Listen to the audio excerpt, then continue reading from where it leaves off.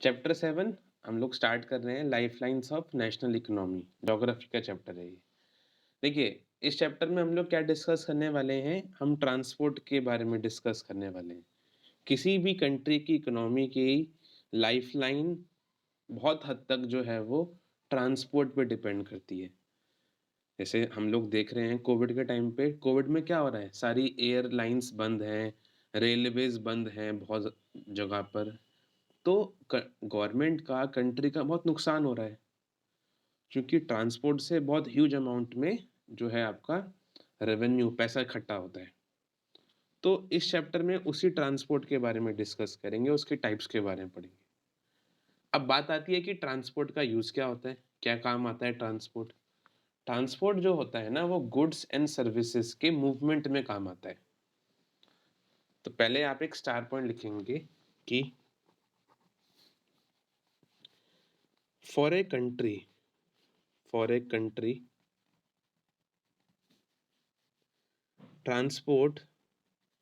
transportation is a very important lifeline, है ना। किसी भी कंट्री की ट्रांसपोर्टेशन बहुत इंपॉर्टेंट लाइफलाइन होती है। ट्रांसपोर्टेशन की वजह से ही उस कंट्री का जो है वो बहुत रेवेन्यू इकट्ठा होता है। अब ट्रांसपोर्टेशन अब ट्रांसपोर्टेशन का काम क्या होता है, गुड्स एंड सर्विसेज की मूवमेंट करवाना। सपोज करो आपको कहीं जाना है किसी काम से, दिल्ली से लखनऊ, तो आप ट्रांसपोर्टेशन का यूज़ करोगे। सपोज करो आपको अपनी फैमिली को जो दूर रहती है, उसे कोई सामान भेजना है, कोई गुड्स भेजना है, तो ट्रांसपोर्ट का यूज़ करोगे। तो गुड्स एंड सर्विसेज के मूवमेंट में आपका ट्रांसपोर्टेशन हेल्प करता है। एक और स्टार पॉइंट लिखिए, and transportation is used for the movement of goods and services from one place to another. अब एक छोटा सा इसमें 1 मार्क क्वेश्चन आता है कि ना, हु आर ट्रेडर्स, या what are who are traders चलेगा। हु आर ट्रेडर्स, ट्रेडर्स कौन होते हैं? ट्रेडर्स होते हैं वो पीपल, वो लोग जो इस ट्रांसपोर्टेशन में रोल प्ले करते हैं, जो मूवमेंट करवाते हैं गुड्स एंड सर्विसेज की। सपोज करिए एक पायलट है, वो आपको ले जा रहा है, दिल्ली से ले जा रहा है कश्मीर घुमाने के लिए, तो वो एक ट्रेडर है। ट्रेडर मतलब वो पर्सन जो ट्रांसपोर्टेशन में इंगेज है, वहां पर कुछ ना कुछ एक्टिविटी प्ले कर रहा है, वो ट्रेडर कहलाएंगे। तो ट्रेडर्स कौन होते हैं आपके? Traders are those people who are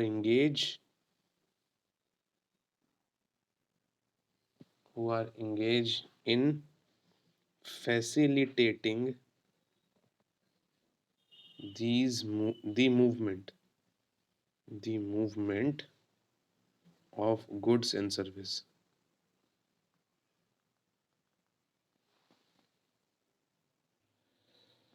अब ट्रांसपोर्टेशन के हम लोग देखते हैं क्लासिफिकेशन, है ना। तो आप लिखिए, on the basis of domain. Domain के हिसाब से, डोमेन का मतलब होता है कि ट्रांसपोर्टेशन कहाँ से हो रहा है। Domain on of earth, on the basis of domain of earth. Domain का मतलब ट्रांसपोर्टेशन हो कहाँ से रहा है, दैट इज लैंड, वाटर या फिर आपका एयर। ट्रांसपोर्टेशन को हमने जो है वो ब्रॉड 3 कैटेगरी में डिवाइड करा है। Transportation is divided as shown। Domain के हिसाब से मतलब ट्रांसपोर्टेशन कहाँ से हो रहा है, उसको हमने कुछ कैटेगरी में डिवाइड कर रखा है। लैंड, वाटर और एयर। लैंड पे होने वाला ट्रांसपोर्टेशन 3 कैटेगरी का होता है। नंबर 1 सब जानते हैं, रोडवेज। नंबर 2 रेलवे, सब जानते हैं। और थर्ड जो आप शायद भूल जाते होंगे, वो होता है आपका पाइपलाइन। वाटर से होने वाला ट्रांसपोर्टेशन 2 तरह का होता है mainly. Number 1 inland, number 2 overseas. Air से होने वाला ट्रांसपोर्टेशन 2 तरह का होता है, domestic, number 2 domestic airway, number 2 international airway.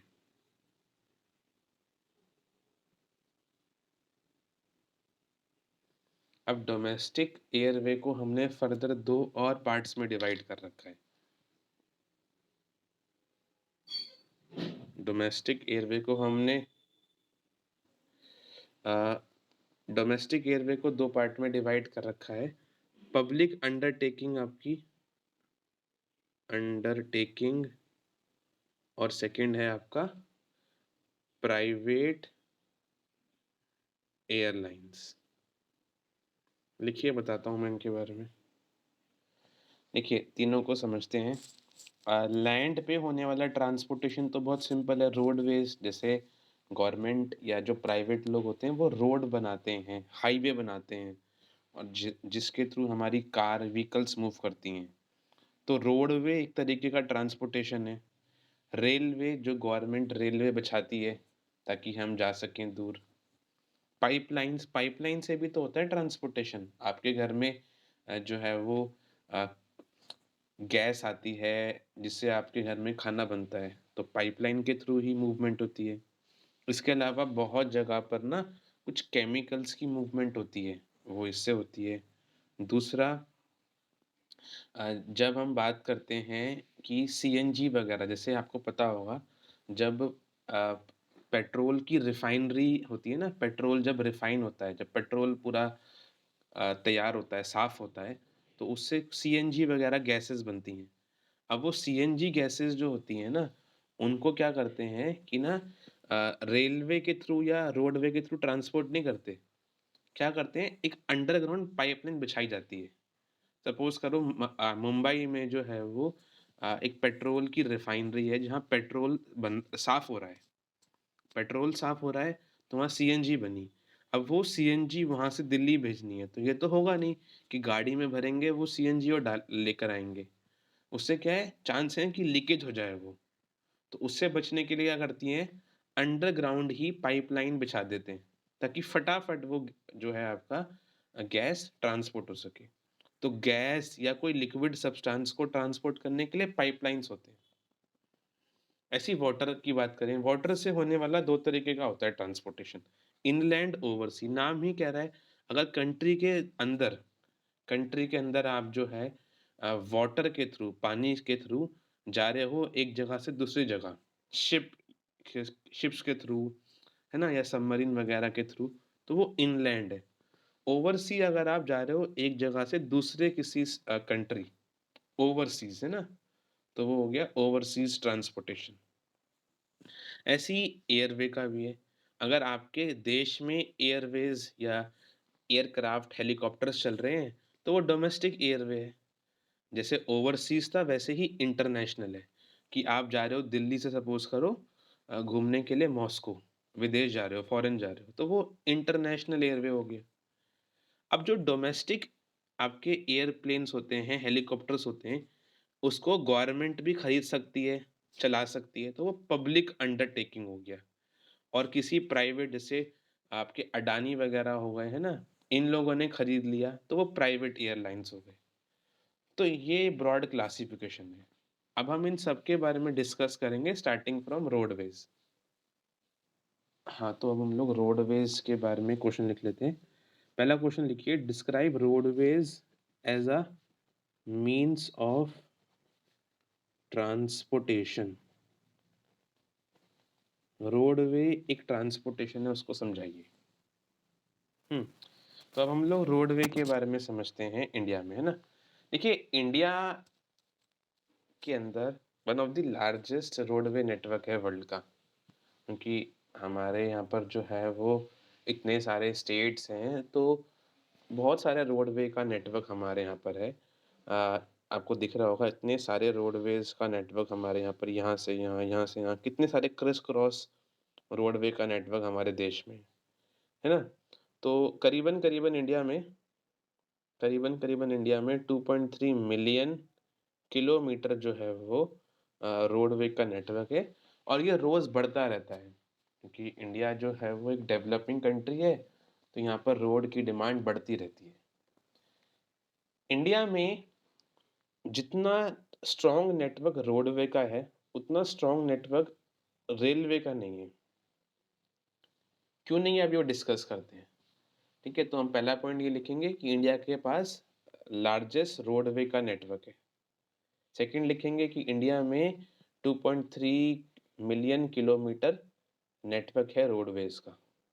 Third point लिखेंगे कि इंडिया में रोडवे ज़्यादा यूज़ करते हैं लोग कंपेयर टू रेलवे। वो क्यों, अभी हम डिस्कस करते हैं। फोर्थ पॉइंट, रोडवे को बनाना आसान रहता है।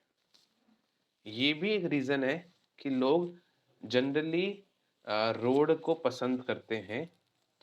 रोडवे को ईज़िली मेंटेन करा जा सकता है और ईज़िली उसको प्रिपेयर करा जा सकता है। फोर्थ पॉइंट ये। और इंडिया में रोडवे का जो नेटवर्क है, इंडिया में जो रोडवे का नेटवर्क है, उसको हमने 6 कैटेगरीज में डिवाइड कर रखा है। वो कैटेगरीज क्या हैं, अभी देखते हैं। तो पहले मैंने आपको बताया ब्रॉड रोडवेज के बारे में। क्या बताया? पहला पॉइंट कि इंडिया में एक one of the largest network of roadway है। आपको सामने ये दिख पा रहा है कि बहुत बड़ा नेटवर्क रोडवे का हमारे देश में। कितना नेटवर्क है? करीबन 2.3 million kilometre. Second point, India में रोडवे ज़्यादा पसंद करते हैं लोग रेलवे के मुकाबले। थर्ड पॉइंट, रोडवे को ईजिली फॉर्म करना और मेंटेन करना आसान रहता है। और उसके बाद हम लिख देंगे कि इंडिया में रोडवेज को 6 मेन कैटेगरीज में डिवाइड करा गया।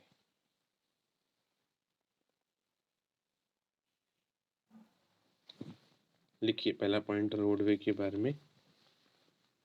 India has one of the largest road network in world. Roadways account for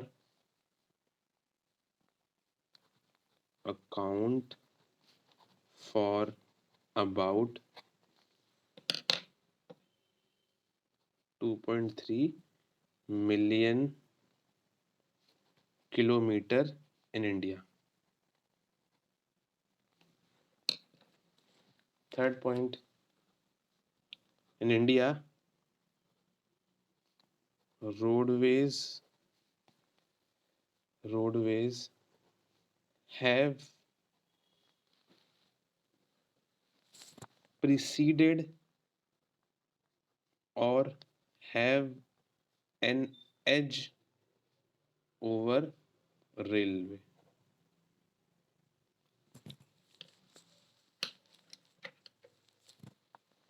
Fourth point, in India, roadway network has been divided into 6 category. पहले तो आपने एक छोटा सा क्वेश्चन लिख लिया रोडवे के बारे में, 2 नंबर में आता तो इतना सफिशिएंट होता है। तो क्वेश्चन आता है अब आपके एग्जाम में, जो अभी हमने थर्ड पॉइंट लिखा है वही, कि इंडिया में रोडवेज का इम्पोर्टेंस ज़्यादा क्यों है रेलवे के ऊपर, है ना? रोडवे ज़्यादा इम्पोर्टेंट है हमारे देश में रेलवे के मुकाबले। नंबर 1, बहुत सिंपल है। देखिए, किसी भी ट्रांसपोर्ट को बनाने के लिए खर्चा आता है। रोड को बनाना कंपैरेटिवली आसान, कॉस्टली रहता है, जबकि रेलवे को तैयार करना। क्योंकि रेलवे को तैयार करने के लिए आपको जो है वो हेवी रेलवे लाइन्स बिछानी पड़ेंगी जो बहुत कॉस्टली होती हैं। रेल्स तैयार करनी पड़ेंगी जो कॉस्टली होती हैं। इसलिए कॉस्ट नंबर 1 फैक्टर है आपका कि रेलवेज़ जो हैं आपकी थोड़ी-सी उसकी लाइन्स बिछाना कॉस्टली होता है, इसलिए रोडवे ज़्यादा इम्पोर्टेंट है हमारे देश के लिए, नंबर 1। नंबर 2 नंबर 2 फैक्टर ये है कि रोड्स को हम किसी भी टोपोग्राफी पे, किसी भी तरीके के लैंड पे बना सकते हैं, जबकि रेलवे को बनाना आसान नहीं है। रोड्स को किसी भी ऊपर-नीचे रोड पे किसी भी ऊपर-नीचे जगह पर आप बना सकते हो, ब्रिज पे बना सकते हो आप आसानी से। बट रेलवे को बनाना डिफरेंट टोपोग्राफी क्या होता है? लैंड, किस तरह का लैंड है। अगर आप जाके देखो राजस्थान जैसे एरिया पे जहाँ पर ज़्यादा सैंडी एरिया है, तो वहाँ पर रेलवे को बिछाना इतना आसान नहीं है। अगर आप डिफरेंट जैसे आप जाके देखो हिमालयाज़ पे, वहाँ पर लैंड ऊपर-नीचे है, तो वहाँ बिछाना आसान नहीं है। रोडवे बनाना तब भी आसान रहता है, किसी भी टोपोग्राफी पे। सेकंड पॉइंट ये हो जाएगा। थर्ड पॉइंट आपका आएगा, रोड को किसी भी मैं आपको दिखाता हूँ। थर्ड पॉइंट क्या आएगा आपका कि रोड्स को हम लोग जो है वो किसी भी स्लोपी एरिया पे, माउंटेन एरिया पे, हिमालय वाले एरिया पे बिछा सकते हैं। बट ऐसे एक स्लोपी एरिया पे रेलवे की लाइन बिछाना और रेलवे को चलवाना बहुत डिफ़िकल्ट काम होता है। इसीलिए रोड ज़्यादा इम्पोर्टेंट हो जाते हैं। चलो ये तो 3 पॉइंट जो मैंने बताए, ये बनाने वाले के हिसाब से थे। पहला था कि कॉस्ट, जो गवर्नमेंट बना रही है उसके लिए सस्ता पड़ता है रोड, इसलिए वो रोड बनाती हैं। दूसरा कि जो इंजीनियर या जो वर्कर्स रोड बनाएँगे, वो किसी भी टोपोग्राफ़ी पे बना सकते हैं, उनके लिए आसान पड़ेगा। थर्ड, किसी भी माउंटेन या स्लोपी एरिया पे रोड्स बनाना आसान होता है। तो ये तो बनाने वाले के हिसाब से है। अब जो यूज़ करने वाले जैसे हम लोग हैं, हमारे हिसाब से देखें तो हमारे हिसाब से भी रोड्स आसान है, इम्पोर्टेंट है। क्यों? क्योंकि ट्रांसपोर्टेशन अगर हम रोड से देखें तो थोड़ा सस्ता पड़ता है, चीप पड़ता है। जबकि रेलवे का सफ़र थोड़ा-सा तब भी महँगा पड़ सकता है, अगर हम बात करें रेलवे के ऊपर। दूसरा, door to door service provide नहीं करता कभी भी रेलवे। ये इम्पोर्टेंट पॉइंट है। डोर टू डोर सर्विस के लिए हमें रोडवे का ही इस्तेमाल करना पड़ेगा। सपोज़ करिए कि आपको जाना है दिल्ली से जम्मू कश्मीर किसी फ्रेंड से मिलने। अब ये तो है नहीं कि वो रेलवे आपके घर से निकल के जाएगी। आपको अपने घर से गाड़ी में बैठकर ही जाना पड़ेगा रेलवे। फिर वहाँ से आप जम्मू कश्मीर उतरोगे रेलवे पे, वहाँ से टैक्सी लेके कहीं और जाओगे। तो अल्टीमेटली आपने रोडवे का इस्तेमाल करा ही करा। तो door to door service provide नहीं करता, इसलिए भी रोड ज़्यादा प्रेफ़रेबल है। तो ये कुछ रीज़न्स हैं जिसकी वजह से हमारे यहाँ पर रोडवे का ज़्यादा इम्पोर्टेंस है रेलवे पे। तो एक क्वेश्चन लिख लीजिए जो हमारा थर्ड पॉइंट था उसी को कि explain the importance of roadway over railway. ठीक है? रोडवे का इम्पोर्टेंस ओवर रेलवे क्या है वो हम लोग समझ रहे हैं। पहला पॉइंट, कंस्ट्रक्शन जो मैंने बताया, construction cost of roads is much lower than railway line. Second point, roads can transverse undulating मतलब ऊपर नीचे, undulating टोपोग्राफी मतलब लैंड। किसी भी उबड़ खाबड़ जगह पर आप रोड्स को आसानी से बिल्ड कर सकते हो, रेलवे को नहीं कर सकते। Third, roads can be build easily on slopy area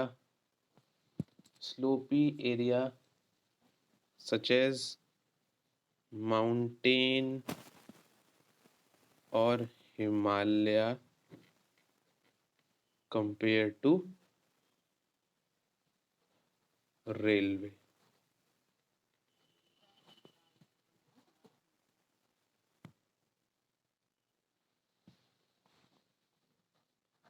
Road transport is economically in is economically in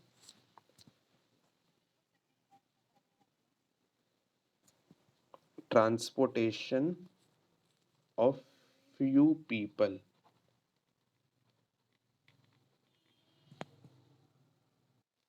पांचवा पॉइंट क्या है जो मैंने बताया था इंपॉर्टेंट है, road transportation provides door to door service and helps to reduce cost of loading and unloading, unloading। और last point, road transportation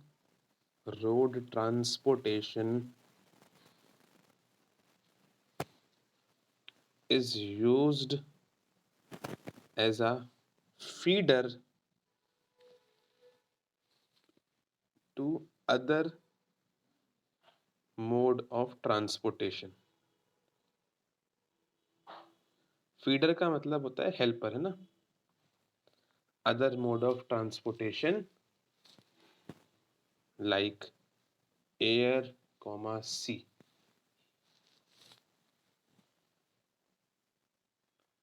transport